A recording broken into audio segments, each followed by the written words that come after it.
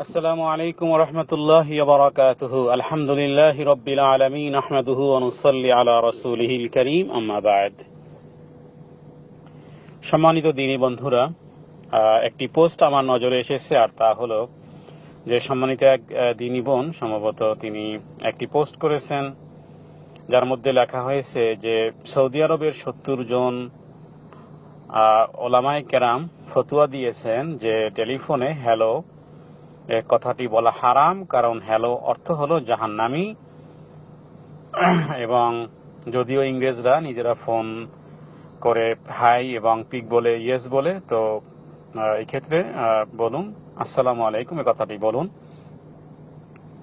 সুতরাং আপনি কাউকে হ্যালো বলার অর্থ হবে সে জাহান্নামী, এবং সৌদি আরবের মুফতিরা ফতোয়া দিয়েছেন। এই পোস্ট সম্পর্কে আমি কিছু কথা বলবো। আলহামদুলিল্লাহ ওয়াসসালাতু ওয়াসসালামু আলা রাসূলিল্লাহ ওয়া বা'দ। সম্মানিত দিনী বন্ধুরা, আমরা যে বিষয়টি আজকের বলতে চাই আর তা হলো যে আসলেই কি এই বিষয়টির সত্যতা আছে কিনা, সৌদি আরবের 70 জন মুফতি তারা আসলেই কি ফতোয়া দিয়েছেন কিনা, আর এই হ্যালো অর্থই কি আসলেই কি জাহান্নামী কিনা। কারণ মনে রাখতে হবে যে কোনো আবেগ দিয়ে ইসলামকে ব্যাখ্যা করা অথবা কোনো বিষয়কে নিষেধ করা, অথবা ওলামারা তো তাই বলবেন হাদিস এবং কোরআনের গবেষণায় যে বিষয়টি আসলেই নিষিদ্ধ সে বিষয়টি তারা সতর্ক করবেন, কিন্তু আসলে কি এই বিষয়টি কি এমন কি না, এ বিষয়ে আশা করি পর্যালোচনা করলে আমরা সত্যতা বুঝতে পারবো। আর তা হলো যে আসলে মূলত টেলিফোনে একে অপরের সাথে কথাবার্তার পূর্বে যে হ্যালো শব্দটি বলা হয়, এটি অবশ্যই ইসলামী রীতিনীতি নয়, বরং ইসলামের রীতিনীতি হলো যে সহিহ তিরমিজির মধ্যে হাদিসে বলা হয়েছে আসসালাম ক্বাবলাল কালাম, আগে সালাম প্রদান করতে হবে কথা বলার শুরুতে। এটাই হলো ইসলামী অভিবাদন এবং এটাই হলো ইসলামী দোয়া। এবং ইসলামী দোয়াটা এমন একটি অবস্থা যে একজন মুসলমানের খুশিতেও যেমন কথা বলতে পারে, দুঃখে ভারাক্রান্ত থাকলেও বলতে পারে। যেমন মনে করুন আপনার কোনো ভাইয়ের তার পিতৃবিয়োগ ঘটলো, এখন ওই অবস্থাতে আপনি তার বন্ধুর সাথে আপনি তাকে সান্ত্বনা দেওয়ার জন্য গেলেন। সর্বপ্রথম আপনি তাকে তার এই পিতৃবিয়োগের ঘটনাতেও আপনি তাকে সর্বপ্রথম তাকে আসসালামু আলাইকুম ওয়া রাহমাতুল্লাহ বলতে পারবেন, কারণ এই কথার মধ্যে তার প্রতি যেমন রয়েছে দোয়া তেমন রয়েছে তার প্রতি সান্ত্বনার প্রকাশ ধ্বনি। অনুরূপভাবে কোনো বন্ধু আপনার বিবাহ করলো, খুবই আনন্দের মধ্যে, আনন্দ ঘন মুহূর্তের মধ্যে আছে, সেই মুহূর্তে তার আনন্দকে আরো ভাগাভাগি করে দেওয়ার জন্য, তাকে আরো সন্তুষ্ট করার জন্য তাকে আপনি অভিবাদনের ক্ষেত্রে আপনি এই কথাই বললেন আসসালামু আলাইকুম ওয়া রাহমাতুল্লাহ। তাহলে ইসলামের এই অভিবাদনটি সুখে হোক, দুঃখে হোক, কষ্টে হোক, ক্লেশে হোক, দুঃখে জর্জরিত যে অবস্থায় হোক না কেন, সর্ব অবস্থাতেই এই দোয়া এক মুসলমান আর এক মুসলমানকে করতে পারে। কিন্তু দেখুন অন্যান্য অভিবাদনের ক্ষেত্রে সাধারণত ভাবে ইংলিশে সকালবেলা গুড মর্নিং বলা হয়।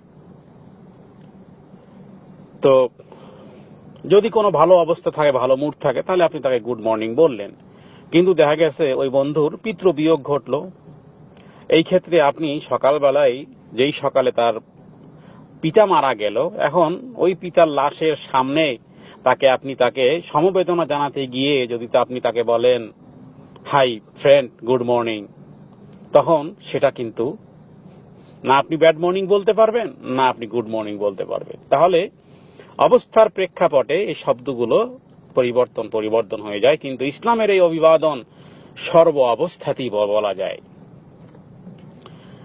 আল্লাহ তাআলা কোরআনুল কারীমের মধ্যে বলেছেন ইযা দাখালতুম বুয়ুতান ফাসাল্লিমু আলা আনফুসিকুম তাহিয়াতাম মিন ইনদিল্লাহি মুবারাকাতান তাইয়্যিবা।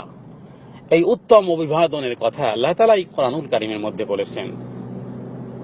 তো এই ক্ষেত্রে বলবো যে হ্যালো শব্দটি না বলে আমরা আসসালামু আলাইকুম ওয়া রাহমাতুল্লাহ এটি বলা যেতে পারে, অথবা নাআম, স্বাভাবিকভাবে নাআম, বা যে কোনো দোয়া বা মাবরুক, বারাকাল্লাহু ফিক, আহসানতা, এগুলো বলা যেতে পারে। এবার আসুন, মূলত আসলে হ্যালো যে কথাটি বলা হলো যে সৌদি আরবের মুফতিরা ফতোয়া দিয়েছেন, 70 জন ফতোয়া দিয়েছেন, কবে দিলেন, কে কোথায় দিলেন তার কোনো দলিল নাই। সুতরাং এটি একটি মিথ্যা প্রচারণা। সৌদি আরবের 70 জন মুফতি তারা ফতোয়া দিয়েছেন এই জাতীয়। সৌদি আরবের লাজনাতুদ দায়মার ফতোয়া বিভাগ বোর্ডের তারা কেউ এই জাতীয় ফতোয়া দেন নাই। এটি হলো নম্বর 1 মিথ্যাচার। দ্বিতীয় হলো হ্যালো অর্থ জাহান্নামী নয়। হ্যালো অর্থ জাহান্নামী নয়। হ্যালো বলতে স্বাভাবিকভাবে আমরা যেটা বুঝি যে এই যে ভাই, বা আপনি কি শুনছেন, বা ও ভাই, এ ভাই, এভাবে করে এই শব্দটি এইভাবেই করে মূলত ব্যবহার করা হয়।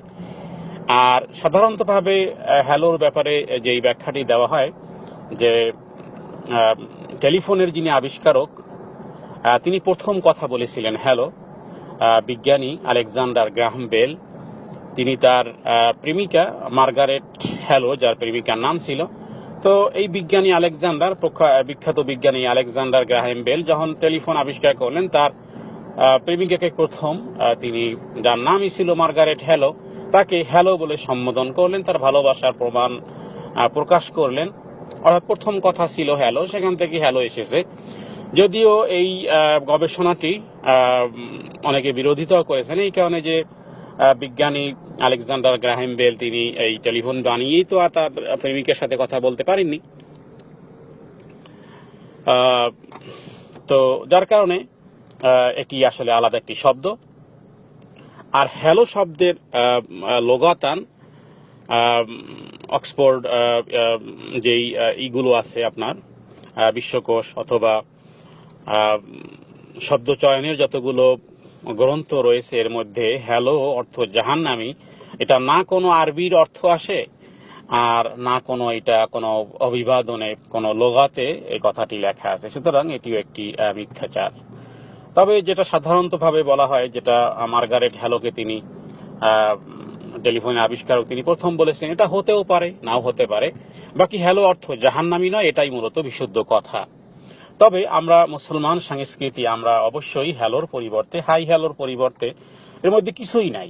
এর মধ্যে বিজাতীয় অনুসরণ অনুকরণ ছাড়া আসলে এর মধ্যে কোনো সওয়াবের কিছুই নাই। বরং আমরা এই ক্ষেত্রে সালাম দেওয়ার চেষ্টা করব, সালাম বলবো, আসসালামু আলাইকুম ওয়া রাহমাতুল্লাহ। এত সুন্দর অভিবাদন, এটাই আমরা বলবো। এই হাই হ্যালো থেকে অবশ্যই দূরে থাকবো।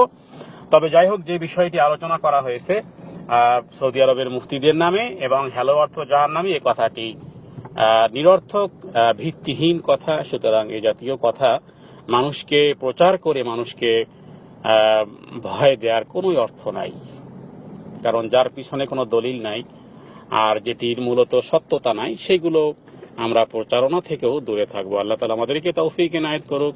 ওয়া সাল্লাল্লাহু আলা সাইয়্যিদিনা মুহাম্মাদিন নাবিয়্যিল উম্মি ওয়া আলিহি ওয়া সাল্লাম। আসসালামু আলাইকুম ওয়া রাহমাতুল্লাহ।